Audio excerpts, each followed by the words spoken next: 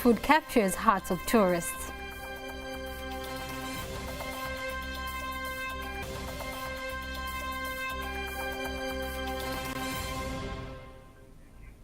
Good evening, I am Teddy Mparanyanga. You can also follow us live via our YouTube channel TBC Online and also get all the latest news through our Instagram, Facebook and Twitter pages at TBC Online. President Samia Suluhu Hassan concludes her 3-day state visit to China today, November 4th, 2022. Rose Shire reports. The visit captured the interest of both countries as it involved Tanzania's President Samia and the President of the People's Republic of China, Xi Jinping. Here's how media houses in China covered the visit, which aims to strengthen the bilateral relations between the two countries. To China at a press conference, he said the two countries will sign agreements which will bring new opportunities to cooperation in infrastructure, agriculture, trade and investment. Head of state to visit China since the end of the 20th CPC National Congress. After a welcome ceremony on Thursday, the two heads of state held talks at the Great Hall of the People. They announced an upgrade in the China-Tanzania relationship to a comprehensive and strategic cooperation partnership. 中关系提升到新的高度，将坦中关系打造成为新时代非中关系的典范。坦方将继续在台湾、涉疆、涉港等中方核心利益问题上给予中国坚定支持。感谢中方支持尼雷尔领导力。 The media followed closely to hear the outcome of the visit, which led to China reducing some part of Tanzania's debt and the signing of agreements towards the exportation of commercial goods from Tanzania to China. Rose Shayo, TBC. The Vice President of Tanzania, Dr. Philip Mpango, led discussions between Tanzania and investors who aim at investing in the Mara River irrigation project held at the Africa Investment Forum 2022 in the city of Abidjan, Ivory Coast. Faithan Gaga reports. Vice President Dr. Philip Mpango says Tanzania is the right place to invest in sub-Saharan Africa because it is the most crucial area of business amongst East African countries, which contain more than 3 million people, and Southern African Development Community SADC countries, which contain more than 450 million people. Vice President Dr. Mpango mentioned various initiatives done by the sixth phase government which aim at improving investment environment. We have a huge tract of land and conducive weather conditions for large-scale farming as well as agro-processing industries. So, for instance, it is estimated that we have 44 million hectares which are classified as arable, with about 10.8 million hectares under cultivation. The area suitable for irrigation is estimated to be 29.4 million hectares, and with only about 2.4% under irrigation. We do provide investment guarantees as we are a member of MIGA, ATI, BITs, as well as ICSID. We also give the right to transfer outside Tanzania 100% of foreign exchange and profits and capital. Earlier, while revealing the project to the investors, the Director General of the National Irrigation Commission, Raymond Mndola, said the project is expected to strengthen the irrigation schemes, livestock keeping, fishing, and to add the value of agricultural projects in that area. However, Vice President Dr. Mpango also led discussions with investors regarding the modern port construction project named Mangapwani, which is expected to be executed with the revolutionary government of Zanzibar. The Director General of the Zanzibar Ports Corporation, Nahat Mohamed Mahfoudh, says the project aims at opening up Zanzibar economically and to enable it to be a fundamental hub for business around the East African area and Africa as a whole. This is our future of Mangapwani. As explained, it will consist of dry dock, the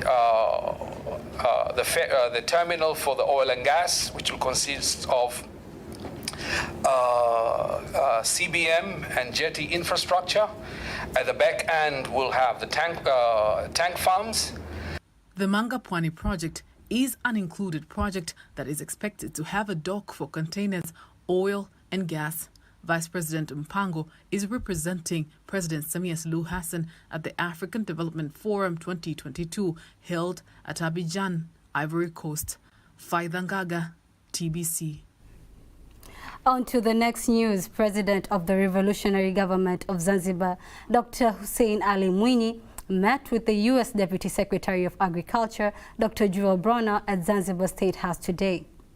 President Mwinyi and Deputy Bronner held bilateral talks on various business opportunities in Zanzibar, such as aquaculture and tourism.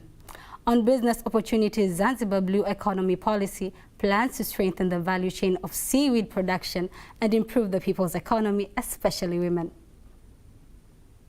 Very much like to utilize the ocean around us for economic activities. And this seaweed farming is mainly done by women here in Zanzibar, in both islands, Unguja and Pemba. The unfortunate fact is that they usually sell this crop raw. There's no value addition, and for that reason they don't get much. So we are looking forward to work with the USAID to see into how we can support the farmers to get better prices for the seaweed. But it's a booming sector because most of the women, both in Unguja and Pemba, are involved in that, and we really want to see that we support them. On the other hand, Deputy Secretary Dr. Jewel Bronner assured President Mwinyi the continued support on the joint projects and looks forward to further business relations between the two parts. Of industries representing grains, livestock genetics, specialty foods, and U.S. wine and distilled spirits, and many others who are excited about doing business, especially here in Zanzibar, where we understand that tourism is your major industry and agriculture is the second largest industry. So the opportunity to be here on this island, thinking about opportunities for both Zanzibar and the U.S. and Tanzania has been something that we have been having really significant conversations around. We are waiting to hear after this trade mission who shook hands and made some firm commitments, because that is certainly why we are here. To prevent illegal wildlife activities in conservation and national parks, Grumeti Fund and other conservation stakeholders say advanced technology helps to prevent and fight against poaching in conservation areas. The advanced technology has capability to gather and capture the movements of animals and poachers, hence improve the means to eliminate poaching. Here's the report by Pendo Mwakiembe.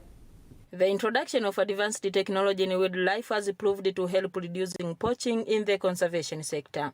The Grumeti Fund hosts a conference concerning the use of advanced technology in fighting against poachers in the conservation areas.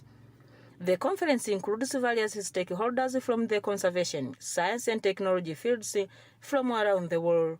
Speaking with TBC, some of the participants explain how advanced technology helps to reduce poaching. The attendees here have been incredible. People from all different types of backgrounds, a lot of technology, a lot of academics, a lot of scientists as well. And it's my personal goal to better understand how to translate the conservation problems into technology solutions. So how do we listen to the community? How do we learn what the issues are at hand? And then how do we work with the technologists to build the better products that can hopefully help empower wildlife and empower the community here in Grumeti and across Tanzania? Kabla tuja adapt matumizi ya teknolojia, ilikuwa ni ngumu kufanya maamuzi. Before we adapted any use of advanced technology, it was difficult to make decisions that can make bigger impacts. And many things were done in small groups. But ever since we started to employ new advanced technology, tasks have become much easier, and we have seen bigger impacts. umeongezeka na pia tumeona mafanikio makubwa. The Tanzanian government says the use of technology in conservation areas is critical and it is trying hard to keep up with the current technological advancement. Ili uweze kupata watalii unahitaji kulinda. In order to continue to get tourists, you need to continue to protect these animals for this generation and the next generation. That's why the government and the ministry is involving different stakeholders inside and outside the country to see how the technology, IT, and science can help in conservation. Na katika hizi hubs zetu tunatumia In our hubs, we use what we call challenge-driven technology. This drives a student to study the challenges and come up with technological solutions to solve them. The Grumeti Fund also explaining how they help community around the Serengeti National Park from the dangerous animals like elephant and the lions who always destroy the life of people and the crops. We got an assistance of getting this fence, which has helped us a lot because elephants used to enter frequently, but now there is a relief unless they go all around to the end of the fence wire. Pendo Mwakiembe, TBC. Thank you, Pendo Mwakiembe. On to the next news. In the run-up to the World Quality Day on November 10th, private sector and Tanzanian government have been called on to work together to help products and service providers in the country that can meet mandatory and optional quality standards so that they can participate in the regional and international market to the fullest. Here's a report by Rehema Sababili. Tanzania has signed various economic agreements which aims at finding regional and international market solutions of the Tanzanian products and services, the biggest challenge being standards and packaging quality. Steps are being taken by the Quality Platform in Tanzania, which will use the opportunity of World Quality Day to provide education on the importance of quality to help producers and manufacturers to participate and contribute to regional markets. The issue of packaging and the branding remain to be the key challenge to the enterprises, to SMEs. As you know that when you process your products and you put in the shelves, the first thing to be seen by the consumer is the packaging and the branding itself. So if we cannot put enough emphasis to the packaging and the branding, we believe we will not be able to penetrate the regional market. World Quality Day is celebrated every Thursday of the second week of November with the purpose of raising quality awareness and provide support to individuals and organizations for the achievement of economic prosperity and the adoption of high-quality standards. Reporting from Dar es Salaam, Rehema Sebabili, TBC. Thank you, Rehema Sababili. Moving on to some thrilling news. Looking at the most natural sites per 100,000 square kilometers, such as mountains, volcanoes, coral reefs, and more, Tanzania was ranked the 4th most beautiful country in the world, also making it to the top most naturally beautiful in Africa in the year 2022. This was shown on the Forbes website, which displayed the ranking of 50 most beautiful countries in the world. Here's a report by Margaret Getty.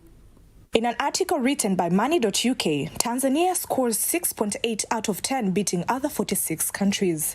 With a land area of 885,800 square kilometers, Tanzania has abundant, beautiful natural resources, including the Serengeti, Kilimanjaro, and Zanzibar. Now, let's see what makes this country beautiful. Tanzania has more than 20 national parks, game reserves, forest reserves, and even marine parks and reserves. This is a country that hosts the largest mass movement of animals in the endless plains of Serengeti. And in the second largest national park in Tanzania, covering an area of 20,226 square kilometers, Ruaha National Park, 10% of the total lion population is found here. Another astonishing place is Mafia Island, the most beautiful island with seasonal visits of whale sharks that makes this place a perfect beach destination. West of Tanzania carries the most population of chimpanzees in Gombe and Mahale National Parks. This part of the country is blessed to have one of the largest freshwater body, Lake Tanganyika, home to more than 250 endemic species of cichlids. Without forgetting the roof of Africa, Mount Kilimanjaro, which is the tallest mountain in Africa and the highest freestanding mountain in the world, standing to a height of 5,895 meters. Speaking of top tourist attraction in Tanzania, Zanzibar remains in the top 3. This island is amazingly beautiful. The island carries both history of the oldest towns and a beach with crystal clear waters. One of the 7 natural wonders of the world and UNESCO heritage site, Ngorongoro Crater, hosts wild animals, making it the easiest place to spot the big 5 animals. This crater is the world's largest intact caldera found in the northern part of Tanzania. Margaret Geddy, TBC. Moving on to another thrilling piece, street food in Dar es Salaam has become a tradition that has earned its popularity among residents and tourists who jam-pack the streets at night to get something to eat. Rose Shayo reports. Karibu Bongo, Dar es Salaam. Tanzania's busy city, the city that never sleeps. To survive in Dar, you need to be smart and use Ubongo, Swahili word for brain, hence Dar es Salaam's nickname. As many are busy during the day, the streets get fuller at night as everyone is trying to grab something to eat. The country has palatable street food at night, and the streets of Dar es Salaam says its diversity. I sell mishkaki, cassava, sweet potatoes, and sugarcane juice. Our mishkaki is a mixture of steak and cow hump meat. We sell them in portions.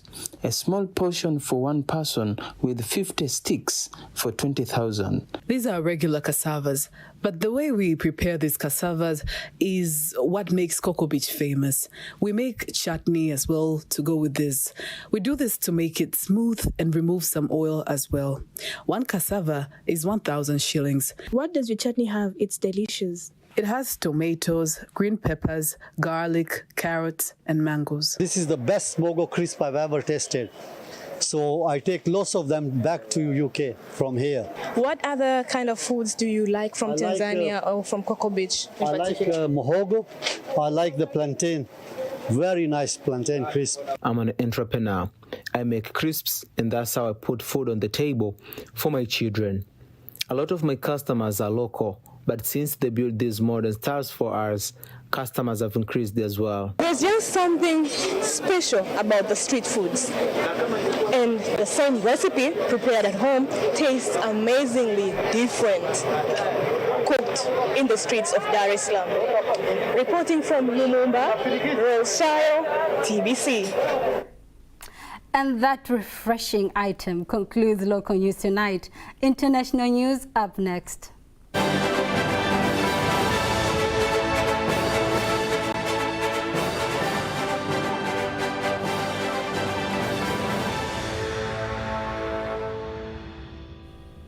And here is Lucy Nyabange with international news. President Felix Tshisekedi has instructed the army chief to establish recruitment centers across the country in response to Rwandan aggression, in reference to claims that Kigali is military supporting the March 23 movement. M23, the rebel movement in DRC Congo's eastern North Kivu province. President Tshisekedi made the remarks in the national address on Thursday this week. He said he was responding to the appeal by the Congolese youth who have been expressing their desire to protect the territorial integrity against threats by some neighboring countries. He urged them to organize themselves into vigilance groups to support the army. The president added that diplomatic effort to ease tension with Rwanda had failed. He repeatedly accused Rwanda of backing the M23 rebels who have been involved in a series of crashes with Congolese army since May this year. Rwanda has denied supporting the rebel. An attack on Pakistan's former Prime Minister Imran Khan, which supporters says was an attempted assassination, has drawn international condemnation. Khan is 70. He's recovering in hospital after being shot on the leg on Thursday at a protest march in Wazirabad in the northeast of the country. One person was killed and at least 10 injured in the attack on this convoy. but Khan is in stable condition, his team say, and could potentially be discharged in these coming days. The attack on Khan has electrified the country, with his party, the Pakistan Tehreek-e-Insaf (PTI), calling for nationwide protests after Friday prayers. Schools have been closed in the capital Islamabad. Pakistan's leader have condemned the attack on the opponent, with President Arif Alvi calling it a heinous assassination attempt, and Prime Minister Shahbaz Sharif ordering an immediate investigation. China's Xi Jinping has urged deeper economic cooperation with Germany during a visit by Chancellor Olaf Scholz to Beijing. The trip has sparked controversy in Germany and concern elsewhere in Europe after the Chinese leaders cemented his grip on power. Chancellor Scholz spoke of having economic ties as equals with reciprocity. President Xi Jinping said the two countries should work together in times of change and turmoil. The Chancellor's visit, the first by a G7 leader since the coronavirus pandemic, follows an extraordinary and bitter row within the Berlin government. It has emerged that a Chinese company was poised to buy a significant stake in a party of the Port of Hamburg. No fewer than 6 government ministers reacted furiously. The deal, they urged, would give China significant influence over critical German infrastructure. Thank you, Lucy Nyabange. That was international news. Sports news up next.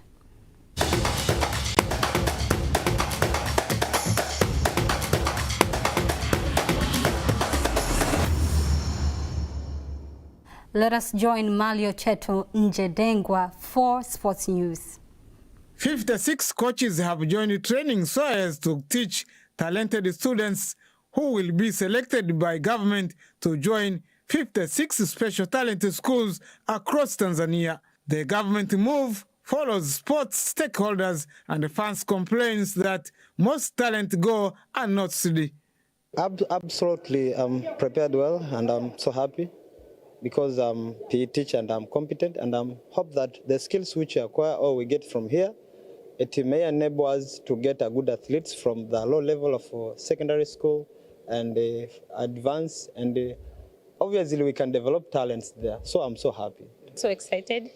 I can see myself luck to be selected in these 56 schools. Different technique of obtaining different talents in the society, and not only the society, but also in our schools. Trainee told TBC that the training will help them to nurture players to reach their full potentials. Not only the solution is to select a school, even to employ good coaches, to employ good teachers and facilities, improvement of facilities.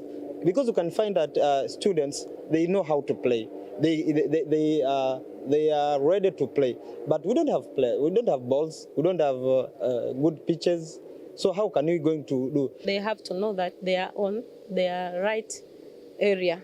So they have to participate and make sure that they do more practice. We are going to train our students so as they can know how they can play well and how can they behave in sports, and make our sports nation to be raised up. The course is set to impart skills and knowledge to coaches on how to spot talents and grow internationally. Swaggy Dongi is not a new name in the ears of Bongo Flava fans, as he has composed many songs, including the famous known Kibanda cha Simu. Nja kibanda cha simu, tangazo la uzushi, mkopo umesafiri kinachotakiwa keshi. Kibanda cha simu, tangazo la uzushi, mkopo umesafiri kinachotakiwa keshi. Now he is the coach of the Bongo Flava football team, which will face Bandari team in a friendly match aimed to promote Dar es Salaam Port as an important economic zone in the country. So my team is ready to play with them, Bandari FC, on Sunday. I believe we're going to win. I can say this is a simple match to us. We're ready for them. Bandari coach David Kunambi said they are well prepared to face Bongo Flava team, knowing that they are a strong opponent. We exercise well, our players are exercising. We are ready for the match. We're waiting for the day. The match is scheduled to take place this Sunday at the Uhuru Stadium, accompanied by other games such as athletics and netball. Reporting from Dar es Salaam, Malio Cheto, TBC News. Thank you, Malio Cheto, and that marks the end of the news bulletin for tonight. I am Teddy Paranyanga. Have a lovely night.